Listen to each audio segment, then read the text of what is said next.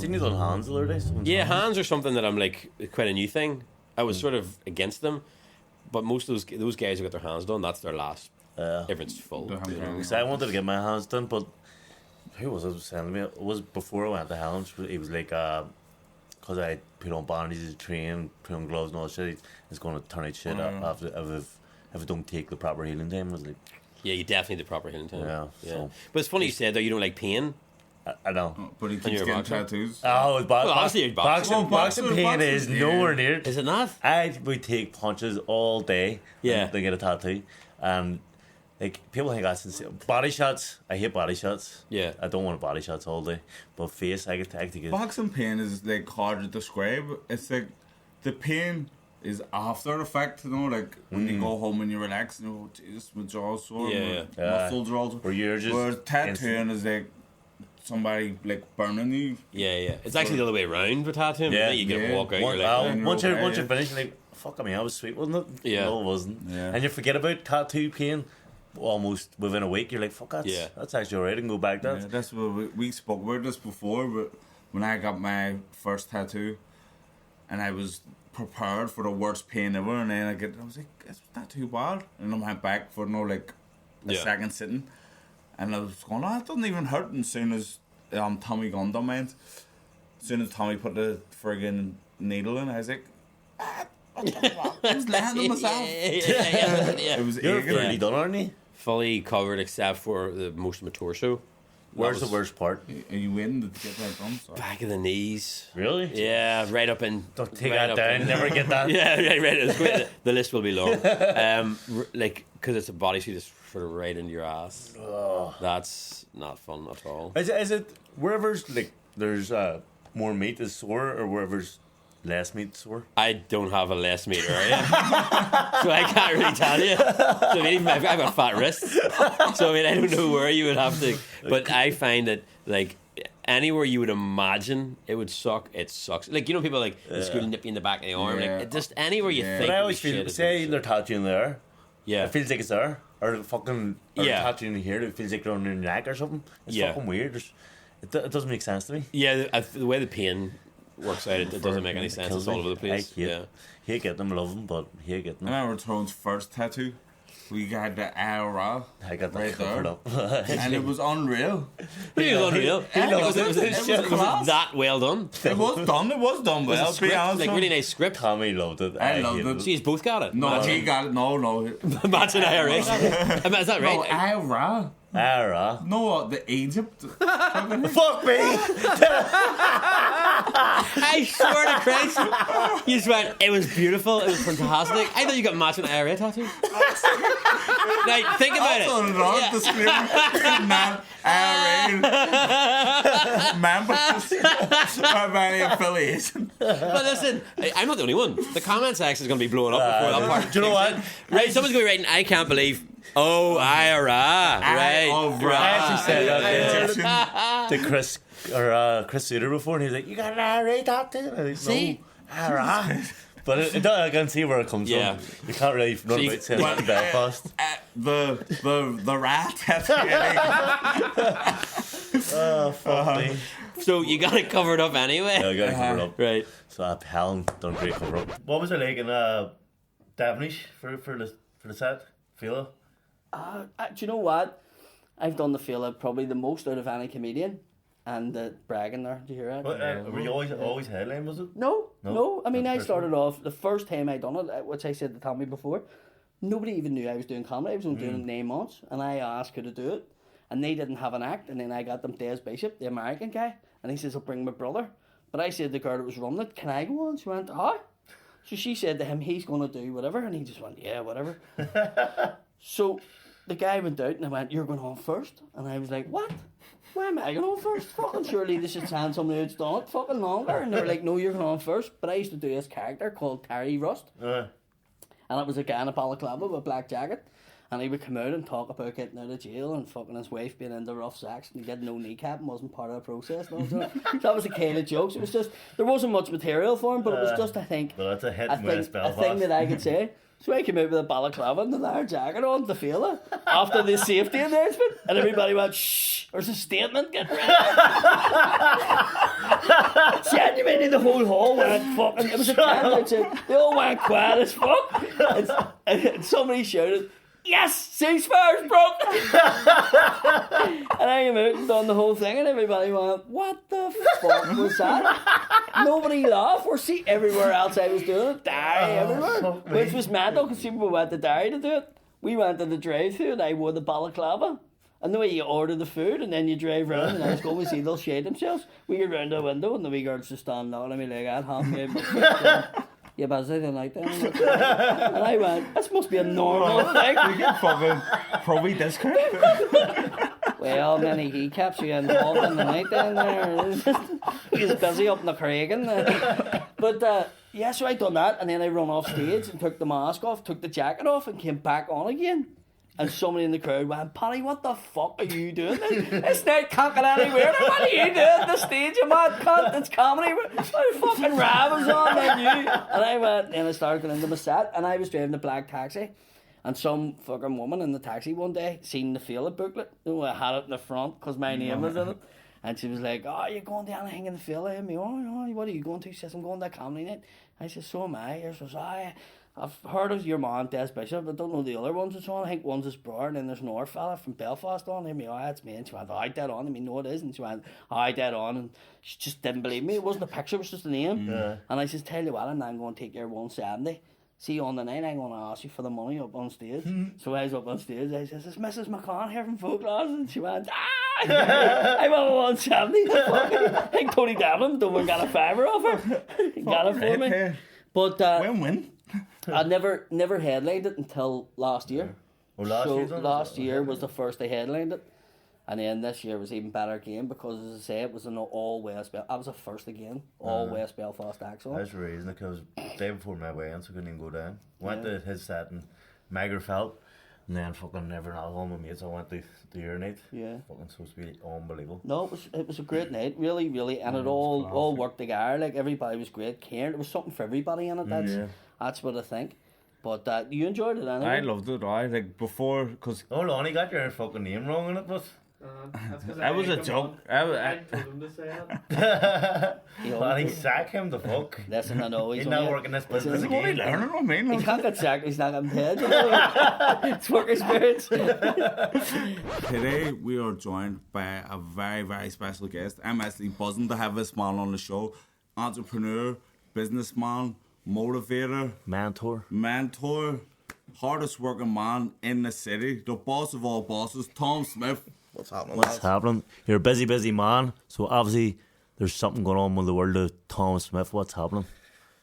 Man, I'm just in it to win it all the time. You know, I'm constantly in the hustle. You know, Elon Musk says, make every second of every day count. Yeah. And I do.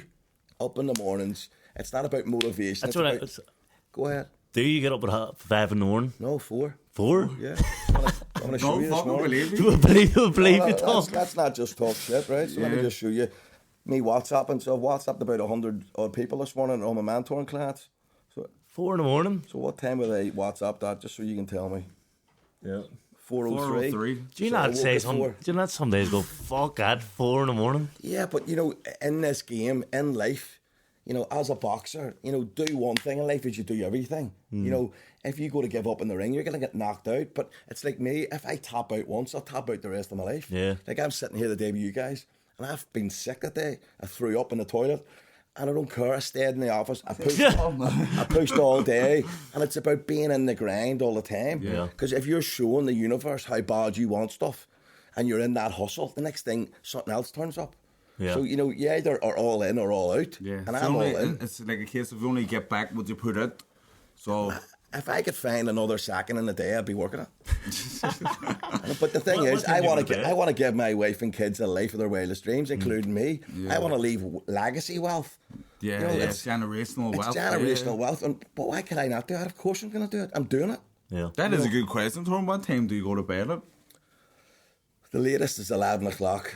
I only need about 5 hours sleep. But then, to be real, I didn't wake up that guy. I built that person that has got used the early morning starts.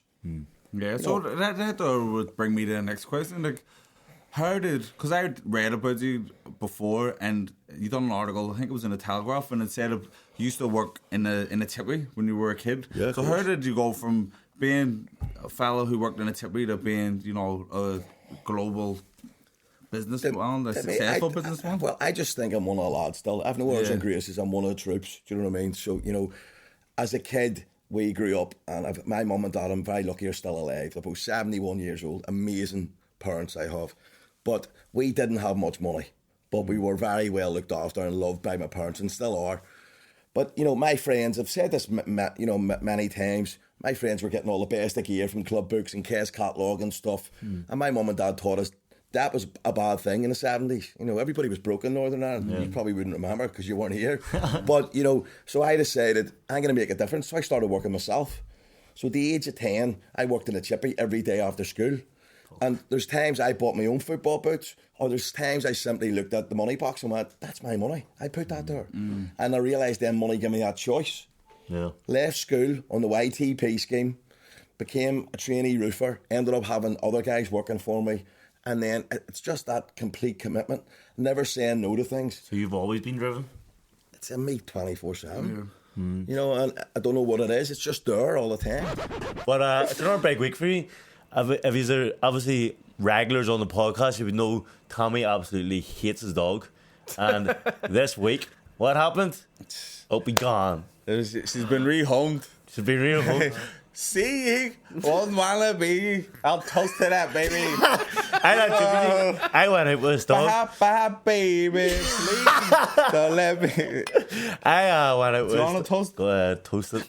I went out with his dog. First time I had a walk with him. And her, sorry. That's her. It is the worst dog I've ever seen in my life. It doesn't walk properly. It has 4 legs, but it may as well have 3 because it has one up scratching it the whole way down the road. I don't know why she was doing it. 10 minutes. She scratched herself while she's walking. But the whole walk, and then her hind legs are far too tall for her front legs, so she walks in a fucking slope. And then it is actually a fact that Tommy doesn't let it shit in peace. So it went to shit, and then Tommy was shitting, stopped, and he went, was it shitting? Started pulling. so I was shitting on the way up the fucking road. But it's because, after last week, people are on to me. People are on to me. That was why I had to get rid of her in a haste as well, because the dog wardens were after me. I was pulling into my street, and this van pulled up. Fell jumped out, like a big pull-proof fucking vest on. Animal protection unit. Oh, Jesus, one of the viewers is phoning the cabs. Your man that lifting the shit, so. We haven't said what broke the camel's back on why he got rid of it. It's a funny. That's just how idiotic and stupid this dog is. But I blame Tommy for. It's not my dog. Right. I was just facilitating. What was it? You walked in the kitchen. Right, so this is actually traumatic for those who are a bit squeamish. We came home. The dog had done diarrheas all over the kitchen, like proper diarrheas, and then had tried to start eating it up. I don't know why. He was eating shit. He walked in and he was doing a voluntary human centipede. So Mrs. Mac put the dog out the back, took care of cleaning in the kitchen, cleaned it all up. Once everything was all sorted, she let the dog back in, and then I started being sick, and I started vomiting on the table, vomiting its own shit. So the vomit was shit. Which says, you know what? Listen, that's disgusting. This is bad. We can't take this shit no more. Hey, you got the dog fucking Chernobyl. What the flip? But in fairness, no, the dog has received a bad rap, but it was a good dog. It's a good family dog. Great kids. My kids love it. And she's glad they're good home. It's getting up to, I call it maybe like a scurry time for a McCarthy, a Tommy McCarthy. We all know what happens around Christmas. I don't know if any of you viewers know, but Tommy, I don't know about it more so now, but he has a bedwetting problem. And it's always around Christmas time. Had a bit around this time. He drinks a bit too much whiskey that he can handle, and he relapses. So this is Christmas period is always Tommy's relapse period, and I'm always excited when it comes up to hear these stories. I get phone calls from him. Darren, it happened again. This is like 7 in the morning. It's happened again. I've wet the bed. But Amy doesn't know yet. Can I throw his bed sheets down your house? Has fucking PVC bed sheets. You know what? The PVC bed sheets aren't smart because if you piss in them, instead of absorbing into the cotton, it just spreads Me out. and Sean would know. You can't speak for Sean. He doesn't Sean, look what's like a your bed. past? Nah, no bed. History of bed wet. Okay, well, I'm on my own. Basically, it's just a. You've had a long. It's been a long time. long time. I wet the bed consistently every night from when I could remember till I was about 23. What? I was about 12 or 13. But You know what? 14 maybe. It used to freak me out, but Well, wetting the the bed. thought of wetting the bed. Yeah. I used to see when I was a kid. I remember I used to fucking freak out, lying in bed, thinking I You need to go go to the piss. toilet again. Yeah. The thought of me wetting the bed. It was so bad. Was Tommy so didn't- bad, I was Tommy like- didn't give a fuck. No, I did. It got me down. Is it? I remember being a kid and saying, watching Aladdin and saying, if I got a lamp and I have 3 wishes, one of them would be, I wish I could stop wetting the I bed. remember Tommy McCarthy came to our. We went down to All Ireland's every year down in Dublin, and Tommy McCarthy just joined the team. This is my first. It was his first time getting on, but he wasn't allowed to go on. Like he wasn't allowed on his sleepovers or anything like that because he wet the bed so much. So he was banned from going on his sleepovers. But he had to go here because this was championships. And, And also, because let me just interject into your story, because the story's about me. I went to the doctors. Anytime I needed to go and stay somewhere, the doctors were prescribing this nasal spray. I don't know if it's a placebo or if it's the real deal, but you spray it each nostril before bed, and you wake up dry. right, So I he was didn't have dry it. all for the. How long were there now? For 5 nights. days, aye. And so for the 4 nights, But I want to say how lucky he was because he was sharing a bed with Catchy and I shared a bed with Eamon Finnegan, and because he was new, he had only joined the team really. We were kind of like not bullying him, but bullying him basically. And we were like, Catchy, get the fuck out of my bed. I'm sleeping in this bed by myself. And Tommy's like, no, I need a bed. But he gave up after, and he said, you know what, I'll sleep at the end of the bed, and then fuck you. So he slept outside. I sleep on the floor. I said, fuck you, I'll sleep on the floor then. But so God was looking out for him that Like night. he always does. And he woke up, and he had piss everywhere, and he said, what the fuck am I supposed to do? Because these are going to fucking kill me, there's piss everywhere. So he moved his pillow way down to where the piss was, and he slapped on the piss. And we woke up and he said, Tommy, you pissed the bed. No. What? Let me take over from here. So I pissed on the carpet. I was like, And as you know, it wasn't my first rodeo. You know what I mean? I was 12. I've had a lifetime of bad experience. So I just went down, put the pillow over the fucking piss stain, and got my extra couple of hours sleep.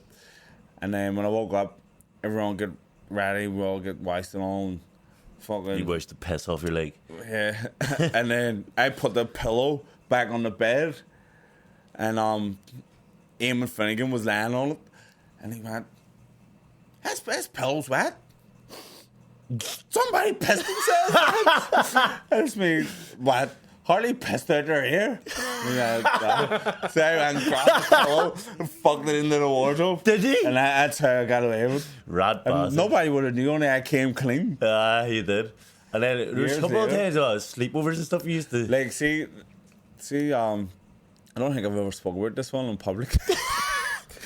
One Christmas, as you know, I lived with my grandparents, but I used to go up and stay in my daddy's on Christmas Eve and have Christmas Day up there. So when I was like 17 or 18, me and him went for pints up in the court in the morning on Christmas Eve. So what age were you, sorry? 17 or 18. So you can't be 17, you can't drink at that age. I was 18. I would say I was 18 because my daddy wouldn't even let me drink at 10. But I was blocked anyway. Went back. We room up in the fucking attic. Woke up Christmas morning, soaking. soaking wet piss everywhere. 18 years of age. That's embarrassing. Didn't tell anyone about it. Made the bed. Made the bed so nobody would know what was happening. Went down, had a shower, and just never told anyone. And that's it. That's it. Open now. This is it. Exclusive. Fuck me. It's so terrible. Remember, you tell me a story about your mate Christopher. No, my mate. For those who don't know by now, you should know Labyrinth's my cousin. Yeah. had a big- Brentford. So when he was a kid, we all was staying in my mate's house, Racy. And we all, about 6 of us all staying in the house, all sleeping in the living room, sleeping bags. And usually it's sleepovers with your mates. You don't go to sleep, you're up all night. But something, I don't know what happened. I had to sleep, woke up, fucking soaking, maybe fucking sleeping bag. Tell me what the fuck? Gee, we had the bed. I said, no, I spilled the orange juice. Fuck's sake. Hey, I'm gonna spread over the house. I only ever pissed myself once, and it was in school. And it's because you used to go up and you used to ask the teacher, "Here, can I go to the toilet?" No. I said, "Right, fuck it." So I sat back down, 5 minutes there. I really need to go to the toilet. And he said, "No, you're not getting it." Now I was sitting there for an hour, 5 minutes. I went up and I said, "Sir, I'm going to piss myself. I need to go to the toilet now. I'm walking out." He said, "Right, go ahead." And I sprinted down to get the key. And once you need to piss that bad, it's hard to get the key in the fucking hole. So I'm fucking guy's going to guess, fucking jiggling this key like fuck. And then I couldn't get in. I said, "Fuck this." Started pissing myself, and I was running around the corner, and I whipped it out in the school property and pissed in the corner of the school. But it was already piss all over me. I just didn't go back to class. I just walked home and I said, "Fuck What age that." were you? Upper sixth. 11 or 12. But That's what fucking traumatized me. The same thing happened to me, but I was like P1 or P2 or something. And I remember the teacher had to give me like another pair of trousers. did you come clean? Yeah. It's P1. I was like, Oh, fuck, P1, I had to. Like fucking sick. Wasn't got down or home. Okay, see. I thought it was first year, sorry, not But and I was standing fuck you, sir. I was standing about in these big fucking ugly oversized trousers the rest of the day, and Fuck I just felt So like a everybody complete knew. dick. Kind of kept it singing. Yeah. Sean, wait. So, You never you hear girls pissing themselves? No, it does I would happen. do like I've that. never heard of it. It has happened. But yeah, In you nursery, have a club. I've experienced it with my girls. Had a wee accident today. Oh, really? They What got the your fuck jeans? did you? Has anyone Curse me. has anyone heard of your jeans? I don't know. It's hard. Well, we'll hear now. Fuck's sake. But I was always a worry of mine too. Like, fuck's sake, my kids are going to take after me. Yeah. Thank God I haven't. Touch wood, I haven't put the skull on. Because there's enough going on. Just it up. With a pissy fucking sheets every fucking morning. And dogs fucking diarrhea about Well, the the kitchen. dog's gone. But Dog yeah. dog. that must have Damn. been hard for you, Tommy, but fucking dealing with all that. It when you was. were younger. Well, my wife. I took a strong stance against it. I didn't want this dog. I don't think So you're you're talking not about the dog. dog, You're it's talking not about the piss. Yeah. I must have been the lad. Hate all the gadgets. Hate plastic on the sheets. fucking Gale talk, the ski trip, the sleepovers. And your missus, your wife now, having to deal with that as well. It's all bad. The wee gadgets. Went to a wee clinic before and they gave me this wee thing. She had to wear a vest, clip it to your vest, and then put this thing down your boxers and tape it onto your boxers. As soon as it gets wet, it just starts vibrating and making like a big mad alarm. You're making a vibrate. Oh, oh God! Screaming. Fuck's sake, Tommy. Maybe I prolonged my wet. You were getting excited for bed, man. Tommy, don't be drinking that bottle of water. I'm drinking it all, Molly. Well, that was the worst. That was me thing. Fucking wake up in the middle of the night, wake up the whole house. And my grandma come down to get that off. Because waking him up and all, like fucking waking up everyone, probably waking up the neighbours. So they just stopped. You weren't allowed to do it then. I just stopped wearing it. One time I was getting ready and you know, you dribble a wee bit when you piss anybody. Always, you always dribble. So my boxers were a wee bit damp, and when I fucking plugged it on, it started fucking vibrating, and it's a big mad scream. It's like a fire alarm. Before I even got into bed, it was like just embarrassing to sway my granddad just looking at me. You're a PISHY week. I never said that, but now he was thinking. That'd be reason. Because I mean, even when you get a new dog and they're pissing all over the place, you'd be annoyed. But it's not that bad. You had 13-year-old pissing your bed. Like I had my cousins in London. I told them, or I didn't tell them, but they obviously just thought I'd grow out of it. Like, he's fucking 17 now. Obviously, he doesn't matter. No, but when I was like 11, I remember going over and I was staying in Labyrinth's house. And Labyrinth. Labyrinth's my cousin. So I was staying in his house and fucking we were all sleeping on the floor. So the next day we were tying up the bedroom. And he fucking lifted his mattress, and I remember him standing. We were all just sitting talking, and he had it on his shoulder, like the pulled away. Yeah, he's looking at he just looked at me straight away. That memory just sticks in my mind, like just fucking so weird. You know what I mean? It was fair play to me, didn't say anything. I think actually Tommy, if I had said it to Shane Todd the other week, Tommy is the Jake Paul of the comedy world. Yeah. You've come in, you've infiltrated the market. Said that. You've infiltrated he's jumped the the queue. There's a queue here, and he's jumped the queue. I'd say they're all like, oh, well done, Tommy. I hate them. 100%. That's what I say. No, that is what's happening. Because there's guys who have been fucking plugging away for a while. But I've just come in and doing shows, easy. And it's like, but the thing, it's not like I've just skipped the queue. I've been just in a different queue fucking for years. But 20 years boxing to build my profile. That's all from what I can see in the comedy world. People are trying to build their profile. But I've built mine in a different way. And it's different from, I do claim to be the Jake Paul of comedy, but it's different from boxing because it's not like you're either funny or you're not. You know what I mean? In boxing, you can fucking you can improve on your talent. Yeah. But I think in comedy you'll probably be able to improve on your timing and delivery. But like a guy like fucking who's been winning the All Irelands and boxing international as a kid and dedicated their life and made all the sacrifices to box, and then all of a sudden someone who's just been on YouTube playing PlayStation jumps in, it's a big slap in the face. No, but I think that's the exact same because they built their fucking following. And then they went to YouTube. I've been telling jokes, Tom. I was voted the funniest man in Irish boxing 3 times. So who was giving this vote? Do you remember that we pulled? IrishBoxing.com. Yeah, and he put me down as the cheapest.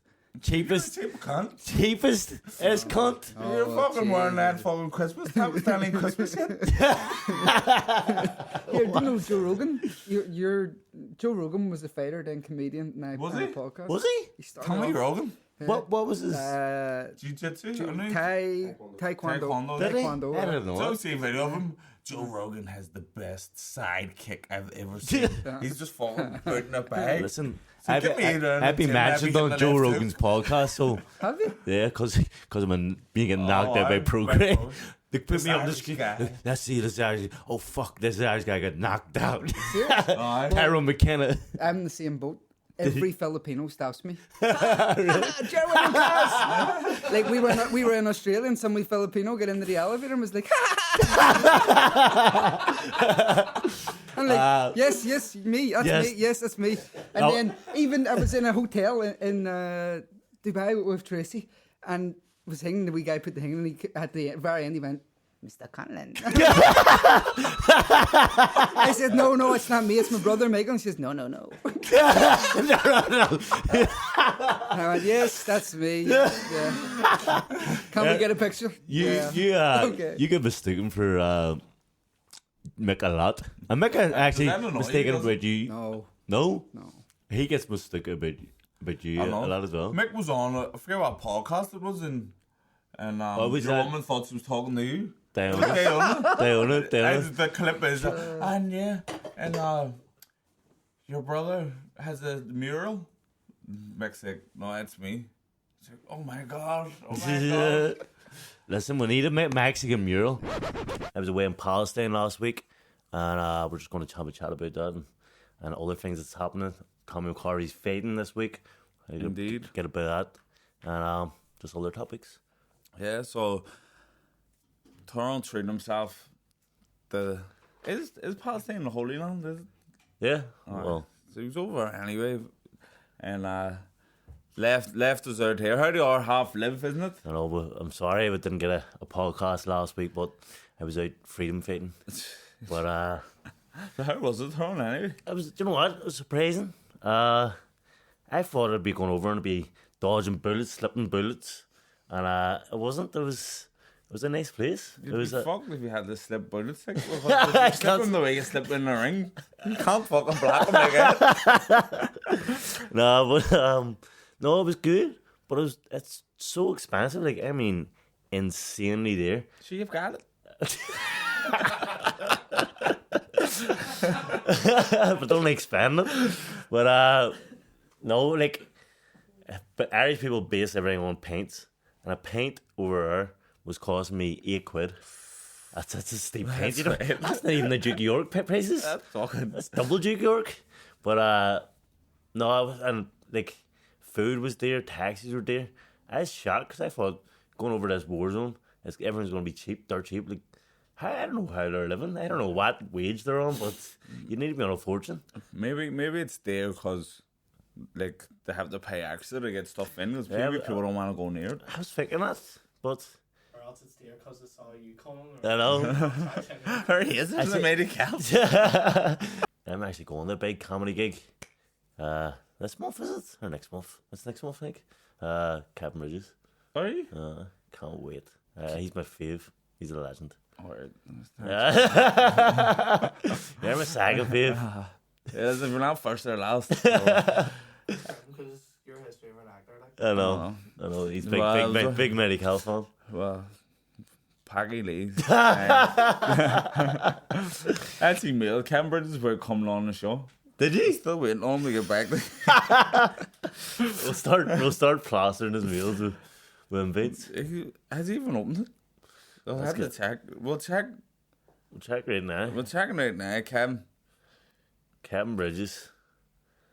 I doubt he will come. Do you know what? If we torture him enough, he might just land. It'd be a big one. Hey, Kevin. Are you up for coming on our podcast? We do the show in Belfast. He hasn't opened it yet. We've had other big comedians like yourself, Paddy McDonnell also. Let's video him. Let's get a wee video going. Are you coming on our podcast or not? Come on, Cam. Don't be leaving me on. Sant. Surely he's going to play. That video will intrigue him to open it, you know? Yeah. And he's like, fuck it. Let's go on. Sees the crack we're having. I don't know. I've been mailing everyone about coming on the show. Have you? Getting a wee wine, Indy. Waiting on, this is all sober. 'Cause I don't want to be embarrassing myself. Waiting on Snoop Dogg, we're playing. He's not even joking, see? He's not even joking. Amazing. 'Cause he's doing a concert here. But his show's postponed. Is it? Aye. So he's not getting on? No, I thought it was meant to be there on Friday night. So we're looking to book him in for the day. He's got our commitments. I mailed the game. The game's down in Ulster Hall in October. Tommy, stop mailing people. Why? I have to take your phone off you. Fuck's sake. Fuck. Well, if one touches, we're flat. Isn't it? If Snoop comes in here or the game, we'll probably just have to retire. Yeah, no, we're not getting anyone bigger than that. So, see why you just don't have a guest? See for your dig, avoid, or kill. You do it. I'll maybe ask you to. Right. All right. Perfect. So, We're coming up to that nice war anyway. So We're not going to kill anyone. did he say kill? what's Take a word or kill. He's going to put us on murder charges. It's Bad drink. bad? Dig. Bad drink, smack, or avoid. Or blank. he's wanting to murder people. It's getting me locked up. Right. Well, we're on that time anyway. So Aye. you hit us with a three. Right, so Michael Jackson, you Okay. reman the Palestinian shop, and who else? Fuck, Woody Allen. Woody Allen. Right, That's I'll go first. Smacking Woody Allen. Avoiding Palestinians shouting come hit you and I'm broke. And buying make a drink because he's the king of flipping entertainment. There's never been a live show like Michael Jackson's. Still to this day. What? There's never been a live show of Michael Jackson singing, dancing, everything. You've never been to a live show? I don't know, but I'll have the tips. The tips. What would mine be? Dig Michael Jackson. Because he's a paedophile. Not. Well, there's 2 paedophiles in there actually. So Woody Allen's also a paedophile. So Dig. Avoid the legend because he ripped me off. That guy ripped. He took me to. He swindled me. There's going to be a Netflix fucking documentary on this guy, the swindler. Imagine. The Palestinian swindler. I am legend. Here, I am legend. That's a great title. From MCLAUGHLIN. I like that mug. How much is that mug? I tell you, plate. it wasn't even cheap stuff. Like it was pretty expensive. I bought one of them scarves, Palestinian scarves. And he whipped one out and he's like, yeah, that one's 90 shekel. And then How much like, is that in our money? divided by 3.5, divided by 4, say, whatever that is. But anyway, 90, and he was like, yeah, but and you know me, I can't say no to people, so he went out the next one, he's like, but that one's 160, it's a bit nicer, and I went, fuck, that's nice. Went, but here, 2 seconds, whipped out another one, here, that's 280. Do you want that one? I was like, oh, I'll take that one then. I got 280, I don't even know what that was. It was like 100 quid, or about 80 quid. For a fucking a scarf. You get them fresh garbage for fucking 250. You would get an fresh The army garbage. chef Smithies. That's not good. And then do you know what? He gave me a coffee. He said, "Try my coffee. This coffee is disgusting." You walk up in the basement. You walk up. What's going on, legend? Well, the coffee, and I had to fucking drink his coffee. It was disgusting. And I can't. I have to be nice. I fucking drink this coffee. That is disgusting and bad. All this fucking shit. It was actually a bad experience, to be honest. He's sitting going back to his mates going, Monty, I paid coffee and everything. Yeah, no, but the thing is, Oh, this Irish boy crazy. They drink and buy everything. but the thing is, I was buying so much stuff, right? So I knocked the coffee back because it was fucking disgusting. He was like, 2 seconds. He went back, got another bigger cup, and brought out, here's more coffee. And I went, fuck's sake. So I had to drink fucking 2 cups of disgusting coffee. But fuck me. It was... You put the out of date milk in it. Oh, fuck me. I've been sitting there until 6. Nobody buy. Oh, those lumps. I had to skip the fucking milk. I skipped. Fuck me. Oh, fuck it. Oh, fuck me. Palestine's like an 8 man. I have to admit something now. What? On the podcast. No, Jesus. See Twitter. See over the, what was it, Euros or World Cup or something. I used to have his alert when he tweeted something about football. Oh, this is brilliant. He used to copy and paste it every single time. Well, And as still if you were a football. Yes, if he knows what he's talking about. You're actually 100%, 100%. He was cracking up. He was going, what the fuck? But like he'd sort of like changed like 2 words of like a tweet, and I was like, this cunt's just literally saying the exact same thing as me. And I haven't took it off. I still get every tweet he gets. It doesn't. You're obsessed with it. Yeah. You're a fan. I'm just a stalker. That's wild. But I'm yeah. gonna do it. I'm gonna get a hair transplant definitely. I'm putting it out there. I don't care. But I'm gonna have to like if it's. I know, well, if you want to keep Jenny, you're gonna have to. You're gonna have to do something. She loves me for who I am. You have to throw him straight in. I know. Not Arlene, what's your girl saying? He does it all the time. I put a story up with me and Jennifer, and he's straight on it, going, "Oh, Jenny looking lovely." Then I write back on Trina looking amazing under his. My whole honeymoon was just flirting with Jenny and him flirting with Trina. And then. No, just threw me out. I wouldn't be be episode 6. It was that close to him. It'd be episode 1.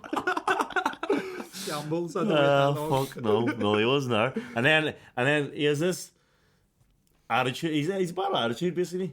I was on my. That's right. So, you don't need to tell me. You just told us in the first 5 minutes. I get signed for Liverpool, but I hated it. And I get called up there reserves, and it says "fuck it." No, But it wasn't. It's not like it wasn't like coming across that way. It was just because I was homesick. Do you know what I mean? Like I still love football. He sounds like Kakashi. Kakashi's the exact same as you. Wow. Like he's been away all these top places, and then he's just like, I want to go home. I want to You go come home. home and you realise there's But yeah, nothing I happening. did get used to it. Do you know what I mean? Like after about 3 months, it was fine. It was just that first 3 It's months. just because See when you're in the Liverpool? comforts of Kunizilla. Yeah, I was like, that's what I mean. Like, you know what I mean? Like I wasn't used to my electric this gates. up. Do you know what I mean? The big detached houses, like everything. But See, like in England, because there'll be open trials, doesn't there? Like for people there who is, live local. So was there loads? I watched the thing on Channel 4. Probably watched it. It was like a group of 4